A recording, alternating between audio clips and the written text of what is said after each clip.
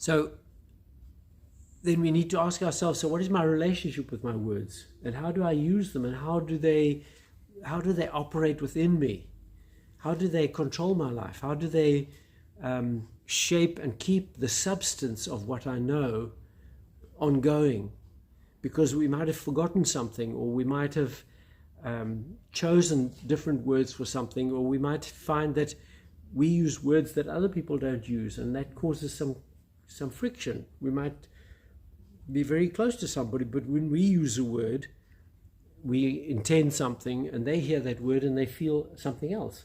So the words don't always mean the same for different people, and that already starts to create a problem, because we think we're communicating, but the other person hasn't heard it like that. And then you say, but that's not what I said. I said it like this. No, but you said that. No, but I meant this. And so it becomes quite blurred, and it can often become a source of some tension, because we feel misunderstood. We feel we're not getting heard. We're not communicating. We're not connecting. And a problem with that is that words not only are what we have ascribed them to, but they carry within themselves our history. And if a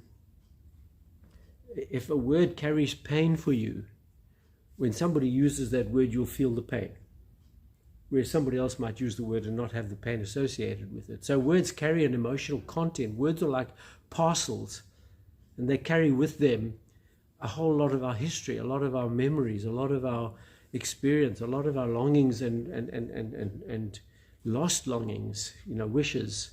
So they're not just simple cat or pen. They have a lot more to them than that. My mom loved cats, and I remember we had 14 cats at one stage.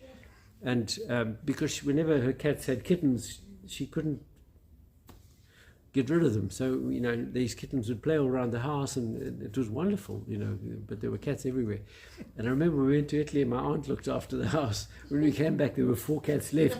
My mother said, "Where are my cats?" My aunt said, "Well, I found homes for them. There were too many." But somebody else I knew never wanted cats, because they said, no, cats will eat birds. And so, there was a difference. And we're needing to become aware of that, because it's not what we say, it's what's heard that is important. So in a relationship, I don't have the freedom to say what I feel like, whatever I want to. Sure, on one level I do, but on another level, out of respect and love for the other person, I need to speak in a way that I know they're hearing what they can cope with, or what I'm trying to communicate, without the emotional overlay that I might have, or they might have. And so a relationship becomes more than just communicating information. It becomes communicating experience and well-being and what you're intending. You might jokingly say to a friend that they're stupid, and they might be crushed by that, because the school teachers all said they were stupid, or the big brother said they were stupid, and whenever they heard that, they just became disempowered. And so you might think it's funny, and they might think it's devastating, and it might damage the relationship forever. So we really need to be aware of the words in the relationships, and how we speak and how we say them, because as you know, tone is almost half the content of the communication is the tone. The other half is the body language. A very small amount is the information. So the words carry a lot of import, carry a lot of baggage. So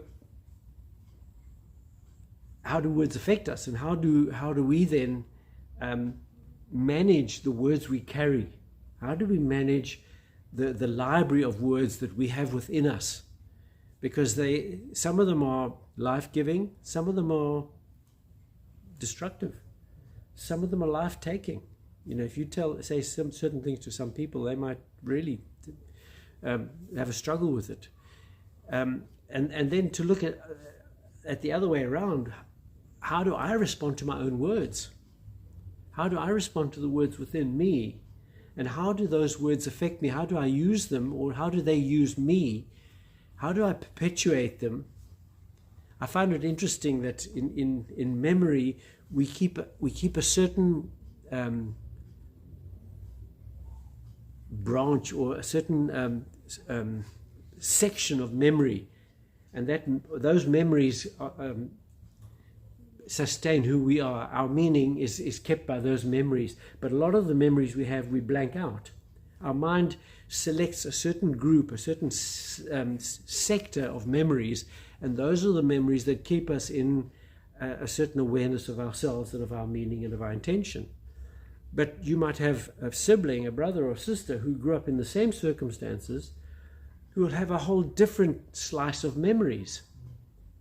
And yet you both experienced roughly the same things. And so those memories have shaped your sibling and yourself differently because you've chosen different memories. And so what is the mechanism for doing that? Why do we choose certain memories and deny other ones? They're all there. It's just a big list of memories we select, and obviously one of the problems is there's too many memories, so lots of them are lost in the woodwork or in the unconscious. But the ones that we keep alive have a particular purpose, and so we come to a place where we needing to take our words seriously and begin to understand how words work within us, how words work outside of us, how our relationship with words changes according to the situation, and how these words hold us. Because as I said when I started, something within us keeps us stuck in a particular way of being. And my sense is it's the words that we've given that are very hard to change, or certainly we don't change them because we don't think they can change. So some words are very loaded with meaning, and unless we take them specifically and begin to unpack them, that meaning won't leave. So you might be, somebody might say, tell me about your father, and your father might have been an alcoholic, you might have been abusive, and the word makes you tighten up and you don't want to talk about it. So, and that's a totally different experience for somebody else who had a very loving father who was always there, was always available, or another father who was always there but always behind the newspaper and would never listen, and was always at table, but he was in another world. So the word father to each of us means a totally different thing, and yet for us, how do I change what's in my word father? If I would want to change it, how do I work with that? How do I manage it? Especially since so much of our concept of father affects our concept of God. I read somewhere that 62% of our initial God concept is from our father. So if our father was very strict and very stern and very absent, God will be strict and stern and absent. If our father was very soft and could never say no and was very affable, our picture of God might be more like Santa Claus, who's always giving presents and never hurt, raising his voice. So we need to understand that, because it affects the way we operate. And then when we become fathers or have to do with fathers, do we automatically assume they will be what our father was, or do we have an understanding that they can be different, or that we could be different? Because sometimes we might grow to be fathers or mothers and almost feel trapped by our own stereotypes that we carry. If it was good enough for me, it's good enough for you. And so you beat your son because you think that's what's normal. And so the content of the words have a profound effect on how we live and how we operate. And so that's what I wanted to bring today and say, we are essentially held by the words we carry within ourselves, and they're in conflict, because if we want to live in one way and their words say no, it should be another way, that conflict is within us and it won't let us go. It won't just say, oh, you want to change? No problem, let's change. No, it says, that's not me, this is me. It's always been like this, that's how it's always been, and that's how it should stay. And then we start to pull and grind within, because we're actually wanting to live in a different way, but we keep finding ourselves falling back into patterns that maybe we don't want anymore.